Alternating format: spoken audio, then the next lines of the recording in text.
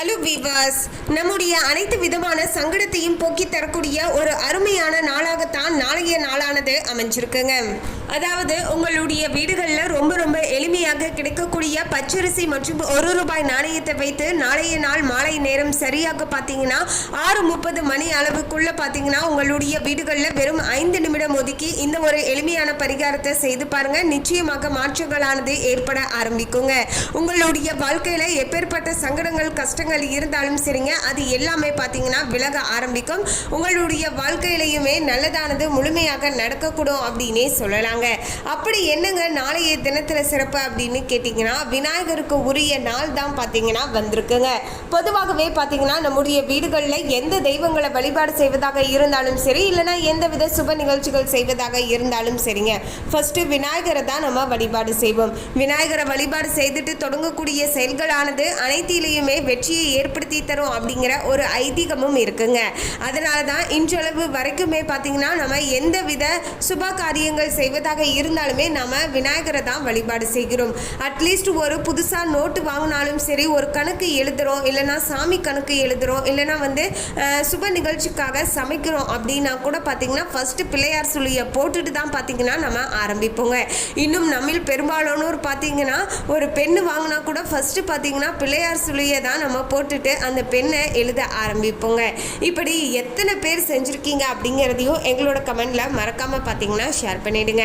இப்படி அனைத்து செயல்களுக்கும் பார்த்தீங்கன்னா காரிய வெற்றியை ஏற்படுத்தி தரக்கூடிய விநாயகருக்கு உரிய சிறப்பு மிக்க நாளாகத்தான் நாளைய தினமானது அமைஞ்சிருப்பதன் காரணத்தால் மறக்காம நீங்க நாளைய நாளில் விநாயகரை இப்படி வழிபாடு செய்து கொள்வதன் மூலமாக இனி உங்களுடைய வாழ்க்கையில அடுத்து வரக்கூடிய 365 நாட்களிலும் நீங்க செய்யக்கூடிய எந்தவித செயல்களாக இருந்தாலும் அந்த செயல்களில் விநாயகருடைய அருளாசியானது உங்க கூட பக்கத்துணையாக இருந்து நீங்க நினைச்சது எதுவாக இருந்தாலும் அது உங்களுக்கு அப்படியே நல்லபடியாக நடக்கக்கூடும். அதுக்கு முன்னாடி இன்னும் நம்ம சேனலை சப்ஸ்கிரைப் பண்ணலன்னா சப்ஸ்கிரைப் பண்ணிடுங்க. அப்படியே பக்கத்தில் இருக்கக்கூடிய பெல் ஐகானையும் பிரஸ் பண்ணுங்க. வாங்க வீடியோக்குள்ள போகலாம். 16/5/2025 வெள்ளிக்கிழமை அன்று மங்களகரமான நாள் அன்று தான் இந்த ஒரு தேய்பிறை சதுர்த்தியானது வந்திருக்குங்க. இந்த சதுர்த்தியை தான் நம்ம சங்கடகர சதுர்த்தி அப்படின்னு சொல்லுவாங்க.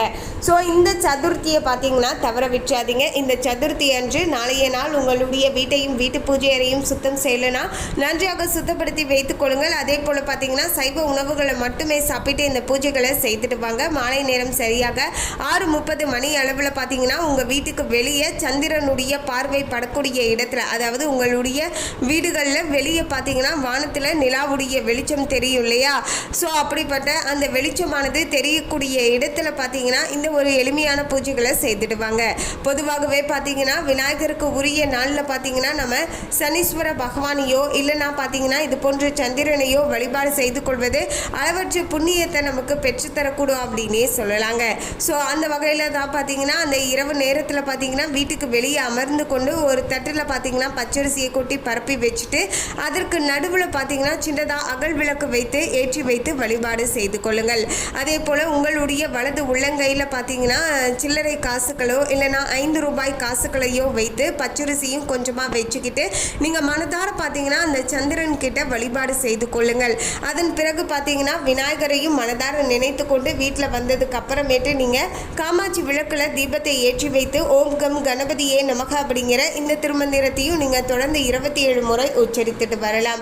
அதே போல் சந்திர பகவானை வழிபாடு செய்யும் போது ஓம் ஸ்ரீம் சந்திர மௌலீஸ்வராய நமக, இன்னொரு டைம் சொல்கிற பாருங்க, நோட் பண்ணிக்கோங்க, ஓம் ஸ்ரீம் சந்திர மௌலீஸ்வராய நமக. அதே போல் பார்த்தீங்கன்னா விநாயகரை வழிபாடு செய்யக்கூடியவர்கள் ஓம் கம் கணபதியே நமக அப்படிங்கிற இந்த திருமந்திரத்தையும் நீங்கள் மனதார உச்சரித்து கொண்டு இப்படி நீங்கள் செய்துடுவாங்க. பிறகு அந்த பச்சரிசியை பார்த்தீங்கன்னா பச்சரிசியையும் அது கூட இருக்கக்கூடிய காசையும் நீங்கள் பயன்படுத்தலாம். பச்சரிசியை சர்க்கரை பொங்கல் இது போன்று ஏதாவது நெய்வேத்திய பிரசாதங்கள் செய்வதற்கு பயன்படுத்திக்கோங்க. அந்த காசை எடுத்துகிட்டு போய் காசு இருக்கக்கூடிய கல்லாப்பெட்டியில் பத்திரமாக வச்சுருங்க. இந்த காசுகளை நீங்கள் எக்காரணம் கொண்டும் செலவு பண்ண வேண்டாங்க. இந்த காசை பத்திரமாக வச்சுக்கோங்க. இந்த காசு இருக்கக்கூடிய இடத்துல பார்த்தீங்கன்னா செல்வ வளமானது அதிகரிக்க ஆரம்பிக்கும். ஆரம்பிக்கும் அப்படின்னே சொல்லுவாங்க. எனவே இந்த ஒரு எளிமையான பரிகாரத்தை மறக்காம உங்களுடைய வீடுகளில் செய்துடுவாங்க. விநாயகரை வழிபாடு செய்து கொள்வதால செவ்வாய் பகவானுடைய அருளுமே பரிபூர்ணமாக கிடைக்கும். கடன் பிரச்சனை காணாமல் போகுங்க. ஒவ்வொரு செவ்வாய்க்கிழமையும் வெற்றிலை மாலை சாற்றி விநாயகரை வணங்கினால் வெற்றிகளானது உங்களை தேடி வர ஆரம்பிக்கும் அப்படின்னே சொல்லலாங்க. செல்வ வளமானது அதிகரிக்க போகிறது. மேலும் பார்த்தீங்கன்னா நாளைய நாள் பார்த்தீங்கன்னா வெள்ளிக்கிழமை அன்று மங்களகரமான சுபமான நாள் அன்று தான் பார்த்தீங்கன்னா இந்த ஒரு சங்கடகர சதுர்த்தியுமே சேர்ந்து பார்த்தீங்கன்னா நமக்கு வந்திருக்குங்க. ஸ்ரீ விநாயகர் பெருமான தேய்பிரை சதுர்த்தியில வழிபாடு செய்வது மிக பெரும் நற்பலன்களை தரக்கூடியது அப்படின்னே சொல்லலாங்க. சங்கடம் என்றால் இக்கட்டு, தொல்லைகள், கஷ்டங்கள், தடைகள் என்று அர்த்தம். ஹர என்றால் நீக்குது என்று பொருள். பௌர்ணமிக்கு அடுத்ததாக வரக்கூடிய சதுர்த்தி திதியை சங்கடகர சதுர்த்தி அப்படின்னு சொல்லுதுங்க. அதாவது கிருஷ்ண பட்சத்துல வரக்கூடிய சதுர்த்தி ஆகும். செவ்வாய்க்கிழமைகளில் வரக்கூடிய சங்கடகர சதுர்த்தி மிகவும் சிறப்பு வாய்ந்தது. அதே போல மங்களகரமான சுக்கிர என்று சொல்லக்கூடிய, அதாவது சுக்கிரனுக்கு உரிய வெள்ளிக்கிழமை அன்று பார்த்தீங்கன்னா இந்த ஒரு சங்கடகர சதுர்த்தி இருப்பது இன்னுமே பார்த்தீங்கன்னா அதீத சிறப்போடு மகா சங்கடகர சதுர்த்தி அப்படின்னு சொல்லலாங்க. மேலும் பரத்வாஜ முனிவருக்கும் இந்திர லோக பெண் துருத்திக்கும் ஒரு ஆண் குழந்தையானது பிறக்க அதை பூமாதேவி வளர்த்து பெற்றோரிடம் ஒப்படைக்க மகரிஷியோ அதற்கு அங்காரகன் என்று பெயர் சூட்டி விநாயகரை பூஜித்து வரும்படி கூறினார். இதுல மகிழ்ந்த விநாயகர் நவக்கிரகங்கள்ல ஒருவராக அங்காரனுக்கு பதவி அளித்தார். ஏழையாக உள்ள ஒருவன் மாசி தேய்பிரை செவ்வாயில விரதம் இருந்து தொடங்கி ஒரு வருடம் பூஜை செய்து வந்தால் பெரும் பணக்காரன் ஆவான் என்று விநாயகர் வழிபாட்டு சாஸ்திரங்கள்ல பார்த்தீங்கன்னா சொல்லப்பட்டு இருக்கு என்பது ஒரு நிதர்சனமான உண்மைங்க. சதுர்த்தி திதியானது விநாயகருக்கு மிகவும் உகந்த நாளாகும். சுக்லபட்சம் வளர்பிறை சதுர்த்தியவே வர சதுர்த்தி அப்படின்னு சொல்றோங்க. கிருஷ்ணபட்சம் தேய்பிரை சதுர்த்தியை சங்கடகர சதுர்த்தி என்று கூறுவார்கள். ஒவ்வொரு பௌர்ணமிக்கு பிறகு வரக்கூடிய 4வது நாளான சதுர்த்தி, தேய்பிரை இது எல்லாமே பார்த்தீங்கன்னா சங்கடகர சதுர்த்தி அப்படின்னே சொல்லலாங்க.